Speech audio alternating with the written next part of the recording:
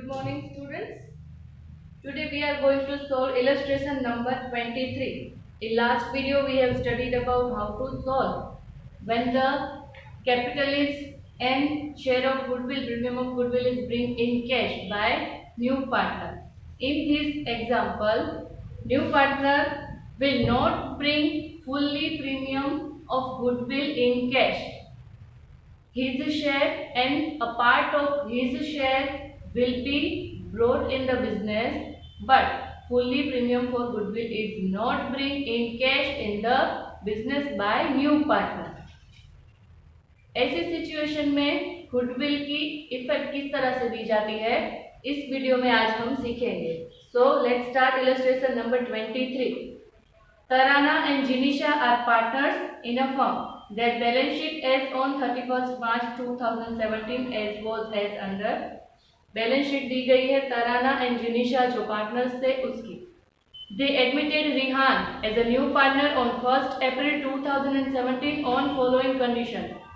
First adjustment is, जैसा कि हम सारे सम्स में कर रहे हैं, first of all we will solve the adjustment, thereafter we will given the effect of balance sheet. So first adjustment is Rihan will bring rupees 2 lakh as his capital and rupees 18,000 for his share of goodwill in cash. 2 lakh जो है वो as capital लेके आ रहा है and 18,000 for his share of goodwill in cash.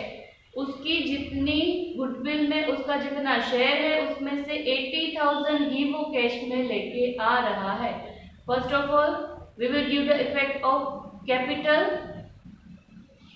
Partners capital account में credit side by cash and Rihan के account में 2 lakh. Cash account debit to Rihan's capital account. So Rihan's capital account में क्रेडिट साइड रिहान की कॉलम में rupees 2 lakh and the particular by cash. Now premium for goodwill. यहाँ पे adjustment number 3 में दिया गया है goodwill is to be valued at rupees 1 lakh. Goodwill 1 lakh की वैल्यू की गई है. उसमें से अगर हम रिहान का शेयर देखें which is given in the second adjustment, new P&L ratio will be 4:3:3. यानी कि रिहान का रेशियो कितना हुआ 3/10 because the total is 10. तीनों पार्टनर्स के नए प्रॉफिट एंड शेयरिंग रेशियो को दिया गया है. So the share of Rihan is 3/10. अगर 1 लाख गुडविल वैल्यू की गई है और रिहान का शेयर है 3/10, so the share premium for goodwill is rupees 30,000 जो रिहान जो है पार्टनरशिप फर्म में ऐड हो रहा है तो उसको प्रीमियम फॉर गुडविल लेके आनी है. कितनी लेके आनी है 30,000. 1 लाख जो कि गुडविल की वैल्यू की गई है and multiply by share of Rihan which is 3/10. इस तरह से 30,000 जो है वो उसकी प्रीमियम फॉर गुडविल आ रही है. Now premium for goodwill is distributed among sacrificing partner. So we have to find out the sacrificing ratio of old partner. Old partner is Tarana and Jinisha. Old ratio is 1:1. Nothing is given, so we suppose that is their distribute their profit and loss in the equal ratio. So T and J यानी कि Tarana and Jinisha 1:1 is old ratio. New ratio will be TJR. Tarana, Jinisha and Rehan 4:3:3. Now formula for sacrifice is equals to old share minus new share. Tarana 1/2 minus 4/10. 5 minus 4. हमने क्या किया denominator equal करने के लिए multiply with 5. So 5 minus 4/10 1/10. Similarly with Jinisha 1/2 minus 3/10 multiplied by 5. So we get 5 minus 3/10 2/10. So the ratio will be 1:2. This is the sacrificing ratio of old partner. Now goodwill, premium for goodwill is distributed on this ratio. अब 30,000 जो है उसकी premium for goodwill की amount हो रही है. उसमें से वो कैश सिर्फ कितना लेके आ रहा है 18,000. बाकी के जो 12,000 है वो 2 लाख का कैपिटल लेके आ रहा है.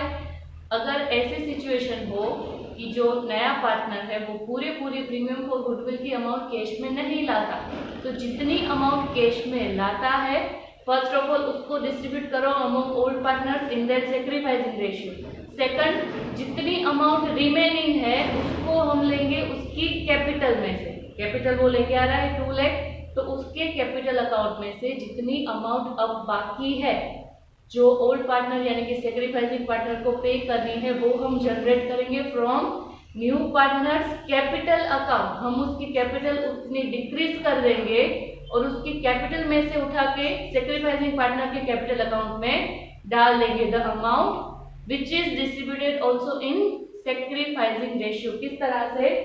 फर्स्ट ऑफ ऑल ये जो 18,000 है उसको हम डिस्ट्रीब्यूट करेंगे तराना एंड जिनिशा में इन रेशियो 1:2। अगर इस तरह से हम करेंगे तो हमें मिलेगी 6,000 एंड 12,000 जो हम प्रीमियम फॉर गुडविल की इफेक्ट देते हैं उसी तरह से देनी है। तराना के अकाउंट में 6,000 एंड जिनिशा के अकाउंट में 12,000 एंड द पर्टिकुलर वाली कॉलम में प्रीमियम फॉर गुडविल। यहाँ पे बाय प्रीमियम फॉर गुडविल तराना 6,000, जिनिशा 12,000। यहाँ तक क्लियर? अब कैसे करना है? अब कितनी अमाउंट बची? 12,000। अगर 12,000 को सैक्रिफाइसिंग रेशियो में डिस्ट्रीब्यूट करें 1:2 में तो अमाउंट मिलेगी 4,000 एंड 8,000।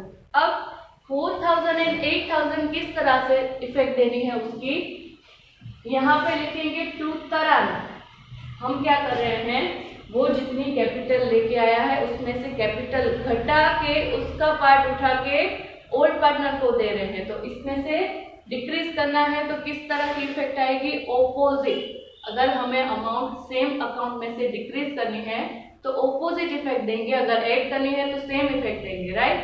सो यहाँ पे रिहान जो है वो तराना को कितना देगा अपने कैपिटल में से? The part of the share of Tarana is 4,000, तो यहाँ पे लिखेंगे टू तराना और रिहान की कॉलम में से 4,000 हम क्या कर देंगे? डिक्रीज। तो हम डेबिट साइड रिहान की कॉलम में लिखेंगे 4,000। क्लियर? सिमिलरली विद जिनिशा, जिनिशा को कितना मिलना चाहिए? 8,000।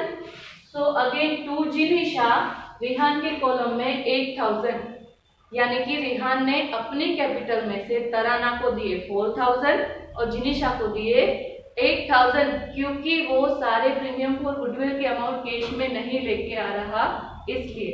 अब एक इफेक्ट यहाँ पे देनी है, दूसरी यहाँ पे बाय रिहान। किसके रिहान दे रहा है?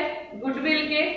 अब यहाँ पे बाय रिहान और तराना की कॉलम में 4,000 सेम यहाँ पे रिहान की कॉलम में से माइनस करके तराना के कैपिटल अकाउंट में डाल देंगे और जिनिशा की जो यहाँ पे 8,000 है वो जिनिशा के अकाउंट में डाल देंगे और पर्टिकुलर में लिखेंगे बाय रिहान। इसकी जर्नल एंट्री कैसे होती है? Rihan capital account debit, Rihan का कैपिटल अकाउंट होगा debit to Tarana's capital account to Jinisha's capital account, यानी कि रिहान का कैपिटल अकाउंट जो है वो डिक्रीज होके दोनों पार्टनर्स को वो पे कर रहा है। क्या पे कर रहा है? Premium for goodwill which is not bring by Rihan. Tarana Jinisha 4,000 8,000 Rihan की कॉलम में, बाय रिहान तराना में 4,000 एंड जिनिशा में 8,000। क्लियर? नेक्स्ट एडजस्टमेंट इज, यहाँ पे बोला भी गया है any difference in the amount of goodwill is to be adjusted to his capital account. जो भी डिफरेंट अमाउंट है वो उसके कैपिटल अकाउंट में से एडजस्ट कीजिए, हमने कर दिए। Next is goodwill is to be valued, हो गया। Claim accepted for workman compensation 8,000, claim जो है वो एक्सेप्ट किया है। हमारे पास रिजर्व कितनी है? बैलेंस शीट में दिया गया है workman compensation reserve which is 12,000।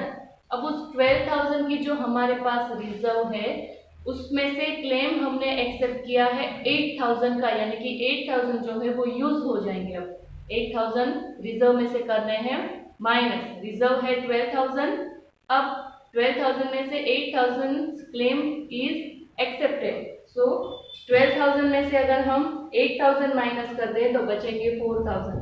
अब ओल्ड पार्टनर के बीच में कितने डिस्ट्रीब्यूट होंगे? जितने हमारे पास बचे हैं उतने।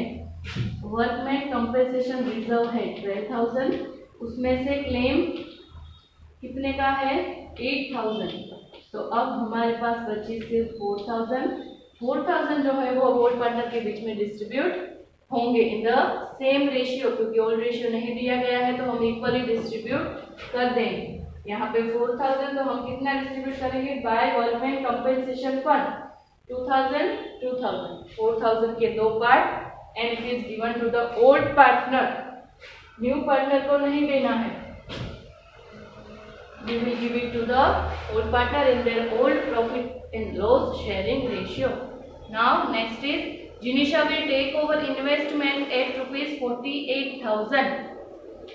इन्वेस्टमेंट जो है वो जिनिशा ने टेक ओवर कर लिए हैं, यानी कि जिनिशा के अकाउंट में क्या हो जाएगा डेबिट।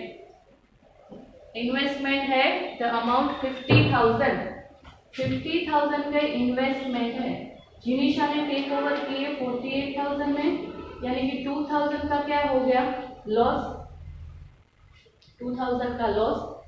जिनिशा ने सिर्फ 48,000 में ही वो टेक ओवर किया है। The loss is compensate against investment fluctuation fund. क्यों होता है investment fluctuation fund?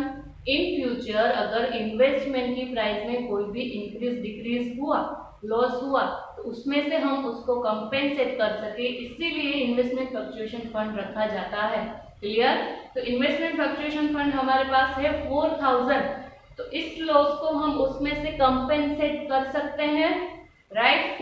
Investment fluctuation fund है 4000, उसमें से 2000 लॉस हमने कंपेंसेट किया, यूज किया, तो अब 2000 ही क्या बचेगा हमारे पास इन्वेस्टमेंट फ्लक्चुएशन फंड। तो अब जिस तरह से हमने वर्कमैन कंपेंसेशन फंड में किया, सेम वे में यहाँ पे करना है। यूज कितने किया हमने 4000 में से 2000, अब बचे कितने 2000, तो 2000 will be distributed by investment fluctuation fund, 1000 तराना 1000 जिनिशा, क्योंकि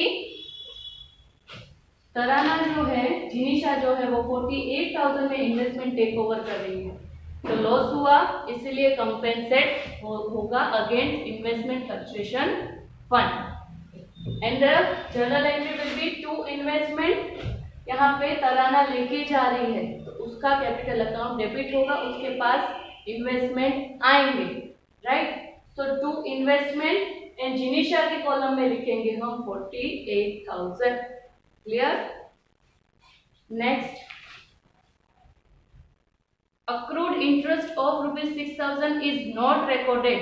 यहाँ पे accrued interest यानी कि receivable interest 6,000 is not recorded। यहाँ पे receivable interest है तो हमारे लिए क्या हो जाएगी income, and other kind we can say it asset।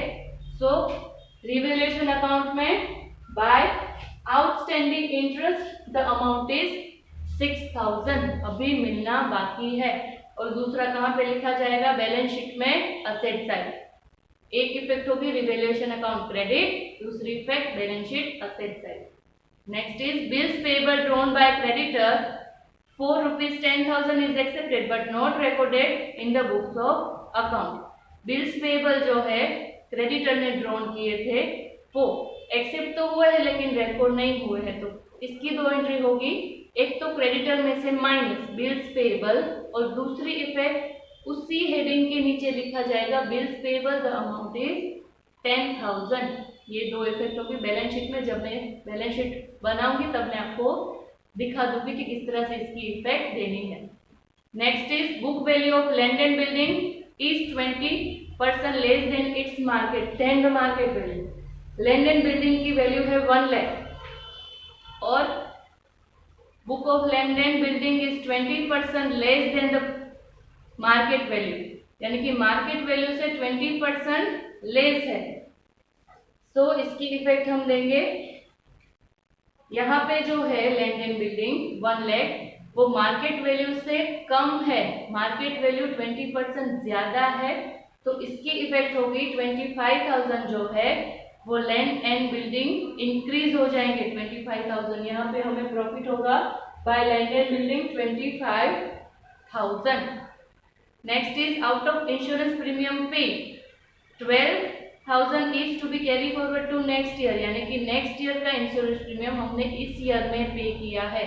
तो this is the prepaid expense and prepaid expense is asset for business, unrecorded asset, that's why by prepaid insurance premium 12,000 and the second effect is balance sheet में asset side. तो यहाँ पे सारे adjustment जो है वो complete हो रहे हैं। अब नेक्स्ट वीडियो में हम इस सम को कंप्लीट करेंगे। तब तक के लिए टेक केयर, इसको रिवाइज कीजिए, यहाँ तक अपनी बुक में लिख लीजिए। Thank you very much.